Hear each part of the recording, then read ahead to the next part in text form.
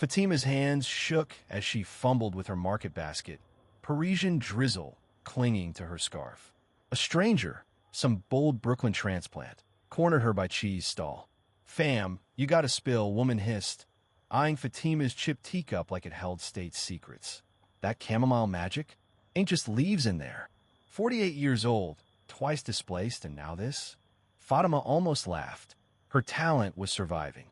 But under woman's manicured desperation, something pricked Fatima's hand shook as she fumbled with her keys, her breath shallow. 48 years of life, yet Paris still made her feel like a child dropped into a carnival. Bright, loud, impossible to navigate without stumbling. She missed warm hum of Damascus markets, where vendors knew her by name and scent of cardamom curled around every corner. Here, even grocery aisles felt like mazes designed to remind her she didn't belong. Her apartment smelled of dust and loneliness. A chipped teacup sat on counter, its delicate blue pattern faded like her confidence. Back home, it had been a wedding gift, cradled between generations of women who'd sipped tea through wars and weddings alike. Now it held only silence. Then came Flyer, a smudged invitation to a tea-tasting meetup. Chamomile for calm, it promised. Fatima scoffed, as if steeped flowers could untangle knot in her chest, tight as a stubborn shoelace. Still, she went. Pride was a luxury she couldn't afford anymore. Cafe buzzed with chatter, strangers leaning in like old fam. She hesitated door, fingers brushing crumpled flyer. One clumsy step forward, then another. A steaming cup was pressed into her hands, its warmth seeping into her bones. She inhaled, honey, earth something like home. Laughter bubbled up, unexpected. Maybe resilience wasn't about standing tall, but learning to bend without breaking. Like chamomile stems, sturdy enough to weather any storm. She lifted cup, watching steam curl towards ceiling. Not a cure, but a start. Fatima's hand shook as she fumbled with her grocery bags, sending a rogue pomegranate rolling down Montmartre's cobblestones. 48 years old and still tripping over her own feet, some things never changed. She chased after it, knees protesting, until a scuffed boot stopped fruit mid-escape. Lost something. A woman with silver-streaked curls nudged pomegranate toward her, balancing 3 paper-wrapped bouquets like a circus act. Up close, her apron smelled of lavender and mischief. Before creator could mumble thanks, stranger plucked a chamomile stem from her bouquet and tucked it behind Fatima's ear. "Better. Now you look like someone who knows where to find decent tea." That's how woman found herself squeezed into a tiny epicery later, surrounded by strangers sniffing infusions like wine connoisseurs. Silver-haired woman, Simone, as it turned out, ran a weekly tea tasting for stressed souls and spice addicts. Creator clutched her chipped teacup, its floral pattern worn smooth by decades of use. Back home, this cup had held her mother's laughter during power outages. Now it trembled with her own loneliness. Simone slid a steaming brew toward her. Chamomile's sneaky. Acts all gentle, then ambushes your nerves when you're not looking. Woman sipped. Warmth unspooled, not between her shoulders. Around her, women swapped stories in broken French and bold gestures. Moroccan mint devotees debating Korean yujicha enthusiasts. No pity, just a quiet understanding that life abroad tasted bitter until you learned to steep it right. By third meetup, creator brought her own blend, a hibiscus chamomile hybrid that made Simone whistle. "Watch out, fam. Next you'll be hijacking my stall Marque dia Liger." They laughed, but ideas stuck. Weeks later, creator stood behind a folding table market, her teacups lined up like brave little soldiers. A tourist hesitated. "Will this fix my divorce?" She handed her a cup. "No, but it'll make your fingers stop buzzing so you can." Chamomile didn't erase ache of missed birthdays back home or sting of mispronounced words. But as steam curled into Parisian dawns, Fatima learned, some roots grow in teacups. Fatima's hands shook as she fumbled with her keys, dropping them twice before finally unlocking her tiny apartment. 48 years old and still jumpy over spilled milk, or in this case, spilled tea.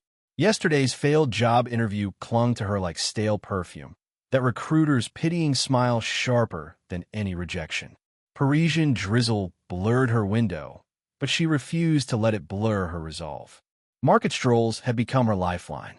Between fragrant spice stalls and gossiping vendors, she found a dusty box of chamomile, a Moroccan grocer. Shopkeeper winked, for Nerve's sister, as if he knew her unspoken battles. Back home, she'd steeped it clumsily, scalding her thumb. But that first sip, warmth unspooled in her chest, loosening knots she'd carried since leaving Casablanca. 3 weeks later, she dragged herself to a tea-tasting meetup near Montmartre, clutching her chipped teacup like armor.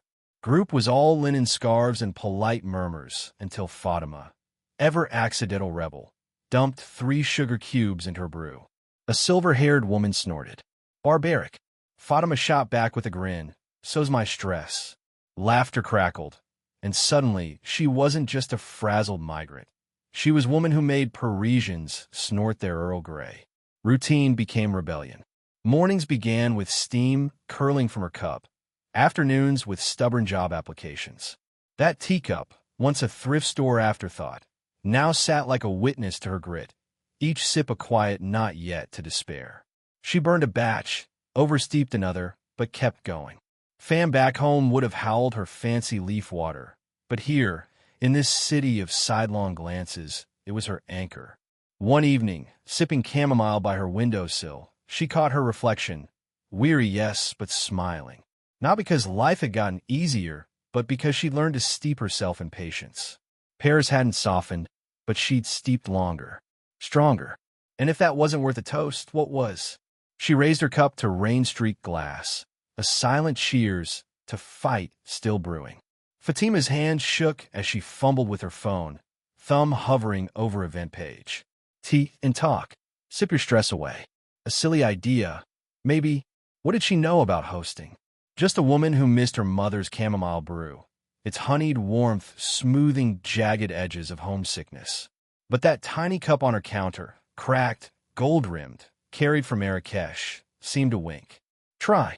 Parisian drizzle blurred her reflection in cafe windows as she marched toward community center, tote bags stuffed with tea tins.